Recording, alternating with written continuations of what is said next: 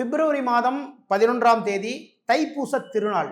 இந்த நாள் வந்து முருகப்பெருமானுக்கு மிக மிக அற்புதமான ஒரு நாளாக மாறுகின்றது. ஓகேங்களா? அப்போ முருகப்பெருமானுடைய அருளை நாம் பெற வேண்டும் என்றால் என்ன பண்ணணும்னா, அன்றைக்கு முழு நாளும் விரதமா இருங்க. பால், பழம் சாப்பிடுங்க. சாப்பிட்டுட்டு காலையில எழுந்தவுடன் முருகப்பெருமான் சன்னதிக்கு சென்று ஒரு அர்ச்சனை செஞ்சுக்கோங்க. அதுக்கப்புறம் பார்த்தீங்கன்னா, பால், பழம் மட்டும் சாப்பிட்டு அன்று முழுவதுமே வந்து விரதமா இருங்க.